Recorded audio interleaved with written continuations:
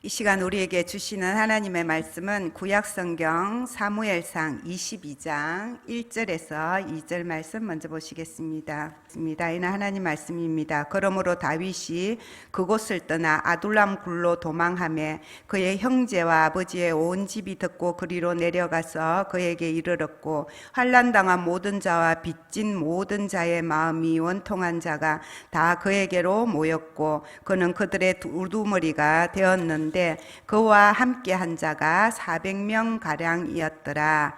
아멘. 23장 10절에서 14절 말씀.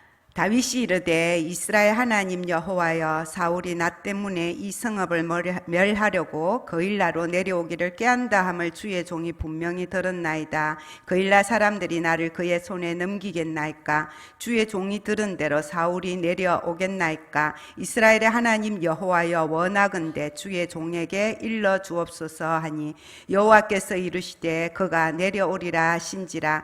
다윗이 이르되, 그일라 사람들이 나와 내 사람들을 사울의 손에 넘기겠나이까 하니, 여호와께서 이르시되 그들이 너를 넘기리라 하신지라. 다윗과 그의 사람 600명 가량이 일어나 그일라를 떠나서 갈 수 있는 곳으로 갔더니, 다윗이 그일라에서 피한 것을 어떤 사람이 사울에게 말하며 사울이 가기를 그치니라. 아멘. 유명한 독일 나치 시절에 네덜란드에 살던 유대 기독교인이었던 코리 텐붐이라는 이제 그 나치의 수용소 생활을 하다가 극적으로 목숨을 구하고 난 다음에 피난처라는 책을 써서 지금까지도 계속해서 많은 사람들에게 은혜를 끼치고 있는데, 거기에 보면 이런 이야기가 있습니다. 이 코리 텐붐과 그의 언니 베시가 여러 수용소를 거쳐서 이제 마지막으로 간 곳이 라벤스부르크라는 수용소였는데, 그곳은 그들이 그동안 지나온 곳보다 훨씬 더 환경이 열악하고 좋지 못한 것이었고, 가 너무 많아가지고 한순간도 우리 견뎌보면 알지 않습니까? 아픈 것보다 가려운 거. 그렇지만 그 첫날 밤 깊은 밤이 되었을 때 그동안 그촌 수용소에서 했는 대로 이들은 들켜서 매맞을 각오를 하고 밤에 몰래 숨겨온 말씀을 읽고 묵상하는 시간을 가졌다는 것입니다. 하필 그날의 말씀이 우리가 잘 아는 데살로니가전서 5장 말씀, 항상 기뻐하라, 쉬지 말고 기도하라, 범사에 감사하라는 말씀이 그날 말씀이었어요. 그래서 예배를 인도하는 언니 베시가 우리가 이 말씀대로 오늘 이곳에 오게 하신 하나님께 감사하자 라고 하니까, 이 동생 코리가 그동안 잘 안 그랬는데 항의를 했다는 겁니다. 그동안도 너무너무 힘들었지만 이가 우리를 지금 현재도 가렵게 하는데 정말 나 지금 못 참겠다, 감사하기 쉽지 않다. 그렇지만 언니의 권유에 따라, 말씀을 따라 그날도 함께 똑같이 감사의 기도를 드리고 잠자리에 들었다는 겁니다. 그렇게 몇 달을 보냈는데, 이상한 것은 그들이 그렇게 비밀 성경 말씀을 읽고 공부하고 기도하는데 간수들이 그렇던데 한 번도 안 오더라는 거예요. 왜 그랬나라고 하니까, 이 환경이 너무 안 좋으니까 간수들이 순찰을 다른 수용소보다 더 안 하게 된 거죠. 자기들한테도 해가 끼칠까봐.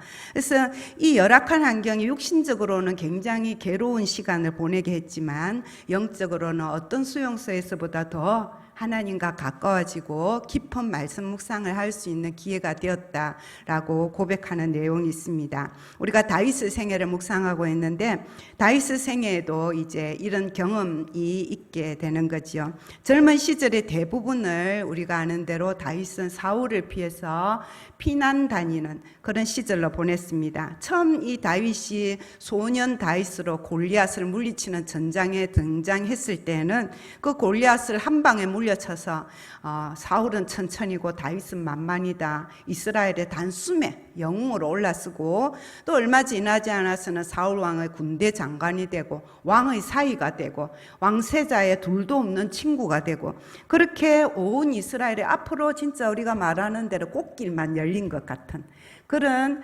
이스라엘의 두 번째 왕으로 기름 부은 다윗답게 그렇게 출발을 잘하게 된 거죠. 그러나 얼마 지나지 않아서 사울 왕의 시기와 질투를 받아서 이제 그 죽음을 피해서 쫓기는 몸이 된 것입니다. 인간적으로 결국 의지할 만한 잠시 누렸던 모든 지위와 또 권력과 아내와 영적 스승 사무엘도 더 이상 못 만나게 되고, 또 친구까지 잃어버리고 질질 흘리면서 미친 죄까지 해서 인간적인 모든 그 체면과 모습까지 내려놓고 그런 상태로 결국 사람이 살지 않는 유대 광야로 피신하게 됩니다. 그래서 첫 번째 피신한 곳이 22장 1절에 나오는 아둘람 굴이라는 곳이죠. 이제 유대 광야로 가게 됐습니다. 22장에 시작한 광야 생활이 26장까지 쭉 이어지게 되는 것입니다. 그것을 한번 정리를 해봤는데 처음에 아둘람 굴에 혼자 도망갔다가 헤레스풀로 갔다가 또 거일라가 이제 남쪽 그 블레셋하고 국경에 있는 지방 도시예요. 그 사람들 도와서 블레셋하고 전투도 하고 그래서 거기서 또 피해가지고 사울을 피했어.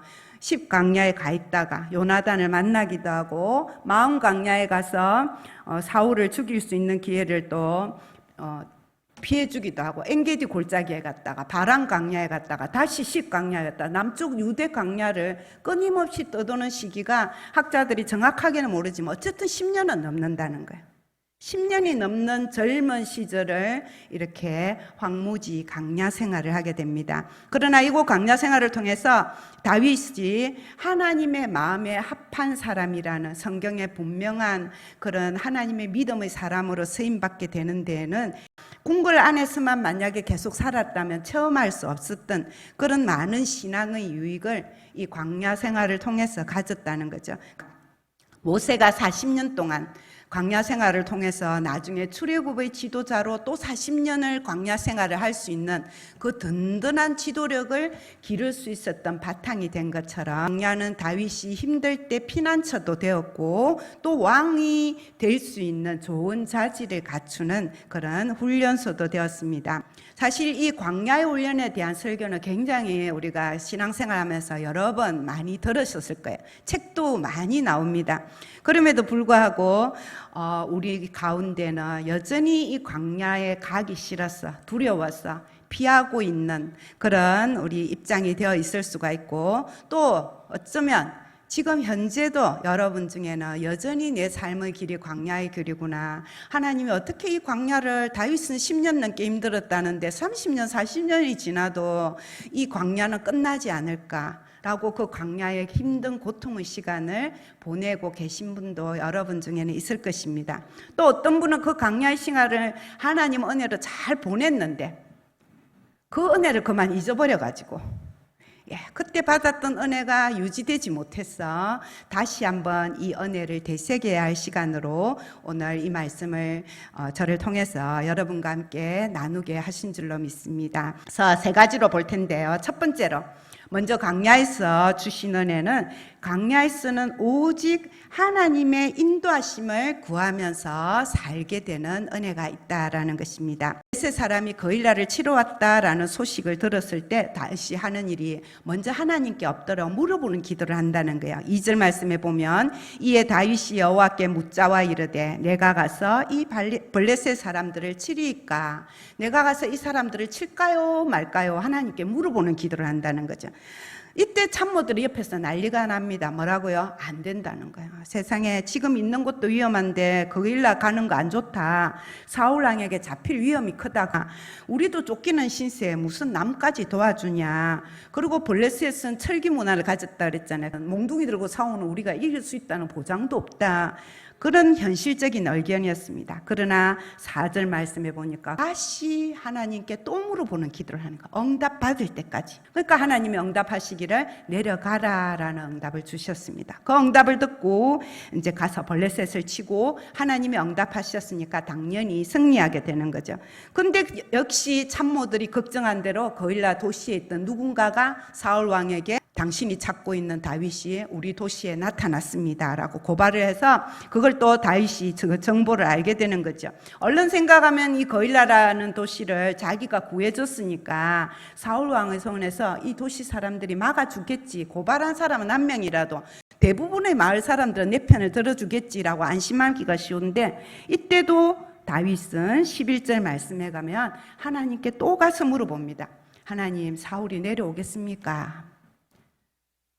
거일라 사람들이 나를 그의 손에 넘길 것 같습니까? 하나님의 말씀입니다. 그럴 거다.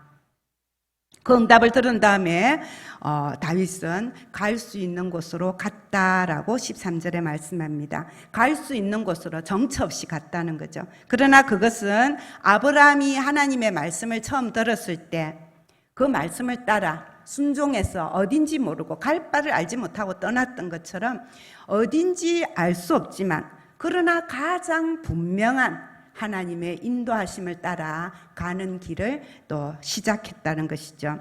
23장 14절 말씀을 한번 보십시오. 다윗이 광야에 요새에도 있었고 또 십광야 산골에도 머물렀으므로 사울이 매일 찾되 하나님이 그를 그의 손에 넘기지 아니하였더라. 분명한 전체 지도는 보이지 않지만 하나님의 인도하심을 따라 그때그때 물어보고 내려갈까요? 피할까요? 어디로 갈까요? 인도하심을 따라 살아가는 그 삶을 살았기 때문에 하나님은 사울의 손에서 다윗을 지켜주셨다라는 겁니다. 그런데 이런 다윗도요, 성경을 조금 더 읽어보면 이 하나님의 인도하심을 구하면서 살아가는 그 믿음의 길에서 실수할 때가 있어요. 27장에 딱 넘어가 보면 1절에 보면 어떤 말씀이 있냐면 다윗이 그 마음에 생각하기를 내가 후일에는 사울의 손에 붙잡힐 것 같다. 기도를 했어요. 생각했어요. 생각을 하는 거예요. 이때는 이미 10년쯤 지났을 때 기도하기를이 아니라 생각하기를. 아무래도 이제는 붙잡힐 것 같다. 지쳤다. 그러니까 사울 왕에게 안 붙잡히려면 사울 왕보다 더 센 블레셋 나라에 다시 망명하러 가야 되겠다 하고 생각하고 그대로 움직여 버리는 거죠. 그 다음에 결과가 어땠을까요? 당분간은 평안했어요. 사울이 못 쫓아오니까. 잘 된 것 같아요. 그 생각의 결론이 좋았던 것 같아요. 그러나 그곳에서 다윗은 왕의 자존감 없이 그 블레셋 장관들 눈치 보며 살아야 되고 왕에게 잘 보이려고 다른 그 민족을 쳐놓고도 유다 나라 쳤다고 거짓말치고 그렇게 공을 세우고 그러다가 전쟁 나간 사이에 아말렉 군대가 와서 이제 그때쯤 되면은 600명의 가족들까지 와가지고 거의 2000명이나 되는 자기 식솔들이 있는데 그 여자와 그 아이들과 재산을 아말렉 군대가 다 뺏어가는 그런 큰 위기를 겪게 되는 이야기가 나옵니다. 기도의 자세, 순종의 자세로 돌아서야 한다는 걸 그때야 다윗이 깨닫고 다윗이 여호와께 묻자 이르되 내가 이 군대를 이 아말렉 군대 쫓아가면 잡겠습니까? 다시 물어보는 기도가 이제 그 다음에 나오게 되는 거죠. 그 다음에 왕이 된 다음에도 초창기에는 많은 전쟁을 하게 되는데 그 전쟁할 때마다 다윗은 이 기도를 너무 잘해요. 여호와께 여쭈어 이르되 내가 유다 한 성으로 올라갈까요? 어디로 갈까요? 모든 군대를 움직이고 살아가는 순간마다 어떤 기도를 드렸다고요? 물어보는 기도. 물어보는. 우리는 쉽게 뭐 주세요는 안 가르쳐도 잘해요. 그러나 이 물어보는 기도는 하나님의 응답을 받아본 경험이 있는 사람만 드릴 수 있는 거예요. 하나님께 기도하고 물어보면 하나님이 내게 말씀으로 응답해 주시고 그러면 그 말씀대로 순종하면 그 길이 내가 생각한 길하고 다르더라도 결국은 하나님의 뜻이었고 하나님의 은혜의 길이었구나 하는 걸 어떻게 본 사람이? 경험해 본 사람. 이 기도를 계속해서 드리게 된다는 거예요. 우리가 살아가는 우리 삶 속에서도 이런 기도가 훈련되었으면 좋겠습니다. 체험이 많이 되면 좋겠습니다. 그것이 우리 아까 데살로니가 전서 코리 텐붐이 묵상했던 구절 쉬지 말고 기도하라.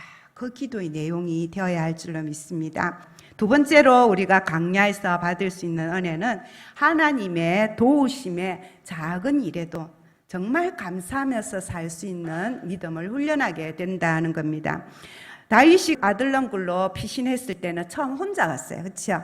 혼자 도망을 갔습니다. 근데 거기에 머무는 동안 소문이 퍼져서 1절에 22장 1절에 보니까 가족들이 찾아왔습니다. 근데 지금 다윗의 형편이 그 왕의 사이가 되고 영웅이 될 때 좋을 가족이 찾아오는 거는 당연한 일이에요. 누가 하나 뭐 높은 자리 올라가고 사장이 되고 연예인들이 성공하면은 그 가족들이 뭐 빨대 꽂아 먹는다 그런 소리 많이 하잖아요. 근데 이 다윗은 지금 혼자서 광야 피난처 생활을 시작했는데 그게 언제까지 가게 될지 모르는데 가족들이 다 찾아왔대. 형제들이. 얼마나 다윗에게 힘이 됐겠습니까?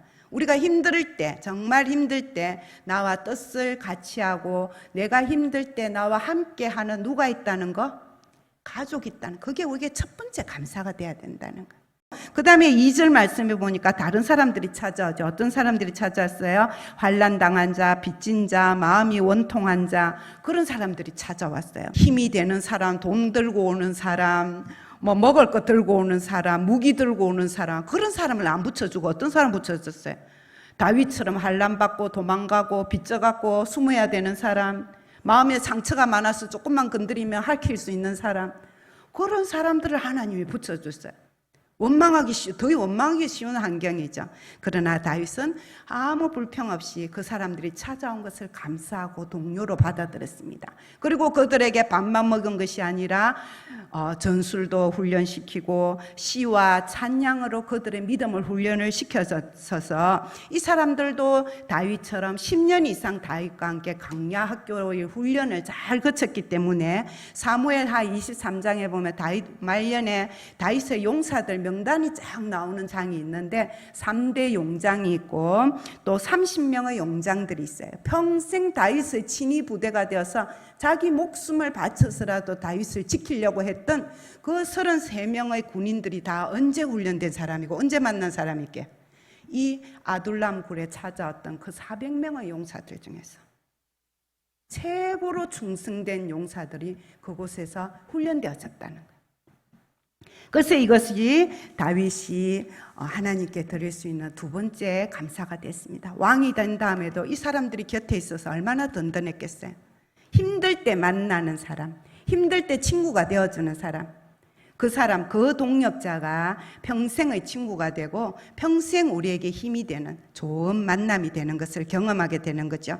그리고 10강야에 거하였을 때 요나단이 찾아와서 또 힘을 줍니다. 찾아와가지고 격려의 말을 해주지 않습니까? 23장에 넘어가면 17절에 두려워하지 마라. 내 아버지 사울의 손이 네게 미치지 못할 거야. 나도 믿어. 괜찮아. 내가 왕이 될 게 아니라 네가 왕이 될 걸 나도 믿어.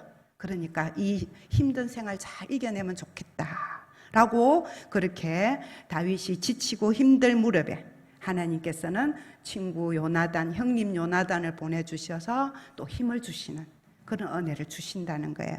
인생의 힘든 순간에 내 편이 되어주고 나를 위해서 멀리서나마 기도해주는 한 사람이 있다는 것, 그럴 때 우리는 그를 만나게 해주시는 하나님의 은혜에 감사할 수 있게 되는 것입니다.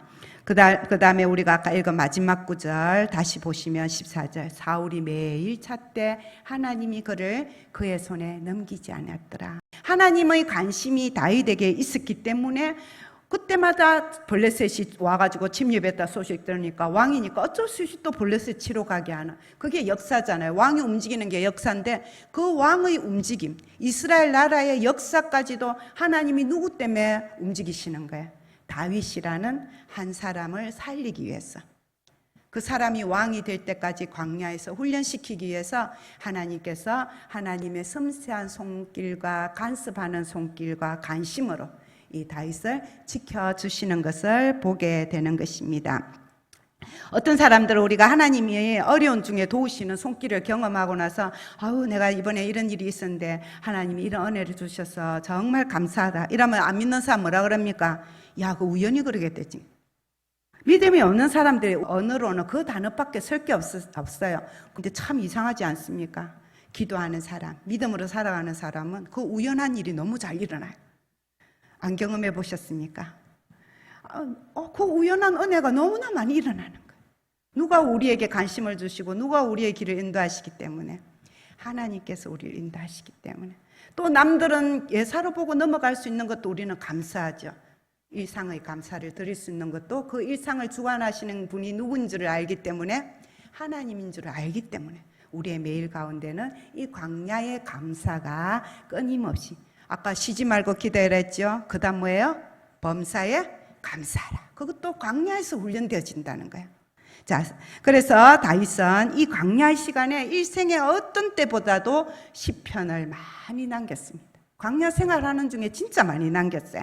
그 중에 가장 많이 반복되는 걸 모아놓은 것이 시편 18편 2절 말씀이거든요. 같이 한번 고백해 보겠습니다. 여호와는 나의 반석이시요 나의 요새시요 나를 건지시는 이시요 나의 하나님이시요 내가 그 안에 피할 나의 바위시요 나의 방패시요 나의 구원의 뿌리시요 나의 산성이로다. 시니까 여러 말로 바꿔놨지만 한마디죠. 하나님이 내 힘이다. 1절 말씀, 여호와가 나의 힘이다. 그 고백이 어디서부터 나왔어요? 광야 생활에서부터 나왔다는 거예요. 여러분과 저의 광야 생활도 우리가 복 받는 게 남보다 잘 되고 남보다 많이 가지고 남보다 앞서가고 그런 상대적인 비교에서 나오는 감사가 아니라 힘들고 어렵지만 내 삶에 주님이 동행하시는 것을 느끼며 감사하고 주님의 손이 함께 하시는 것을 감사하고 힘든 중에도 내가 예배자의 자리에 살아갈 수 있는 것을 감사하는 그런 감사가 광야의 감사로 저와 여러분에게 넘치기를 축복합니다. 마지막으로 세 번째, 광야에서는 하나님의 때를 기다리는 것을 더 잘 배우게 됩니다. 24장으로 넘어가면 엔게디 골짜기에 이제 숨어 있는데 사울이 또 쫓아오죠. 3,000명이나 되는 군사를 데리고 쫓아옵니다. 근데 사울이 용변을 보아야 되니까 혼자서 동굴 안에 잘 들어왔는데 하필이면 그 동굴 안 속에 누가 숨어 있었어요? 다윗과 그 첩권 영사들이 숨어 있으니까 참모들이 말합니다. 소군대죠. 보세요, 다윗. 그동안 하나님이 그동안 목숨을 구해주고 했는데 이제 결정적으로 이 광야 생활 끝낼 때가 됐습니다. 지금 누구를 죽이기만 하면 저 사울을 죽이기만 하면 이제 우리 광야 생활 끝. 하나님이 주신 기회입니다. 이거 하나님 뜻입니다. 맞는 말 같잖아요. 우리가 살다 보면 하나님 뜻인지 아닌지 아직 애매하고 정확한 응답을 못 받았는데 나한테 너무 유익해 보이는 상황에 올 때가 있어요. 사실 많은 성도들이, 목회자들이 더 그런 것 같지만 내 생각을 하나님의 뜻으로 여길 때가 굉장히 많습니다. 믿음이 연수가 오래될수록. 예수님 시험할 때 그 사탄처럼 야야 이렇게 해봐 이렇게 해봐 돌로 떡 만들어봐 뛰어내리봐 하나님이 착 받아주면 네가 바로 메시아 안 되겠냐? 나한테 살짝 절만 하면 이 세상 권세 내가 우선 가지고 있는 거 니한테 줄게. 그러면 이 세상 구원하는 거 그 권세 가지고 구원하면 얼마나 쉽냐? 쉽고 빠른 길 바로 해. 그런 식으로 옆에서 누군가가 유혹하면 홀라당 넘어가기 쉬운 거예요. 하나님의 말씀으로 유혹하거든요. 물어보는 기도를 하지 않을 때. 지금까지 하나님이 이 광야 생활을 통해서 다윗을 많이 테스트해 오셨는데 이제 마지막 졸업고사 테스트를 하는 거예요. 이때 다윗이 고백합니다. 딱 맞는 정답을 냅니다. 내가 손을 들어 여호와의 기름 부음 받은 내 주를 치는 것은 하나님의 말씀이 금하는 것이다. 기본적으로 주신 이 하나님의 말씀, 내가 알고 있는 하나님의 말씀, 생명과 말씀과 권위를 인정하는 그 기준에 내가 따라가야지 우선 내 이익을 먼저 따라가면 안 된다. 말씀에 비춰서 너희들의 말을 들을 수 없다라고 판단하고 그렇게 하나님의 뜻을 따라가기로 하는 거죠. 그러니까 하나님이 합격 통지서를 주는데 누구의 입을 통해서 주십니까? 바로 사울 왕의 입을 통해서 주십니다. 내 아들 다윗아, 나는 너를 학대하는데 너는 나를 이렇게 선대하니까 네가 나보다 더 어렵구나. 나는 네가 반드시 왕이 될 줄을 믿노라. 이스라엘 나라가 네로 인해서 견고하게 될 것을 내가 믿노라. 적의 입을 통해서, 대적의 입을 통해서 하나님의 그 기뻐하시는 모습을, 말씀을 전해주고 있습니다. 문제는 이 사울이 그래도 또 쫓아다니는데 그때도 또 한 번 더 기회가 왔을 때도 역시 다윗은 똑같은 선택을 해서 살려주는 것이죠. 그래서 다윗이 시편 40편 1절 2절 말씀대로 하나님께 이 광야 생활을 통해서 배운 세 번째 은혜가 뭐라고요? 때를 기다리는, 내 방법이 아니라 하나님의 방법대로 해결하시는 그 하나님의 때를 기다릴 줄 아는 믿음을 배웠다는 겁니다. 이것도 우리 한번 같이 읽어보겠습니다.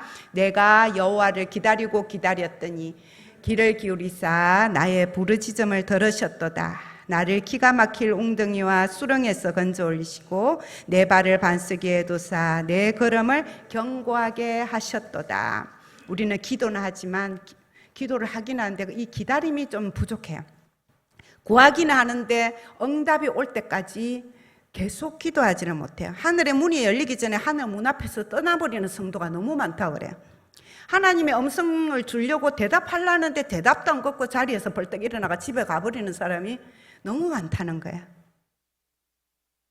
그래서 결국은 광야가 주는 불편함과 두려움과 어려움과 긴장을 오래 견디지 못해가지고 그래도 갖추어져 있는 도시, 안전하다고 여겨지는 궁궐, 거기서 살기를 원하고 우리 자녀들이 꽃길만 걸어가기를 원하는 축복의 기도만 자꾸 한다는 거예요.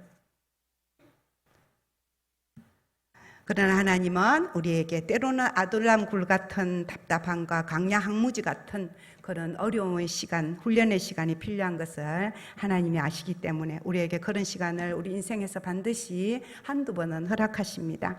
이미 거쳐오신 분도 있고 아직 그 중에 있는 분도 있고 지금 준비 과정 중에 있는 분도 있죠. 그곳에서 우리는 작은 돌멩이 하나에도 하나님을 발견할 수 있는 눈이 더 크게 떠지고 일상의 작은 상황 속에서도 하나님의 음성에 귀를 기울일 수 있는 귀가 더 잘 열려지고 광야에서만 단련될 수 있는 그 믿음의 영성을 더 크게 키워갈 수 있는 그런 저와 여러분이 되기 바랍니다. 그곳에서 진짜 내 사람을 만나고 그곳에서 진짜 하나님을 만나는 체험이 있기를 바랍니다.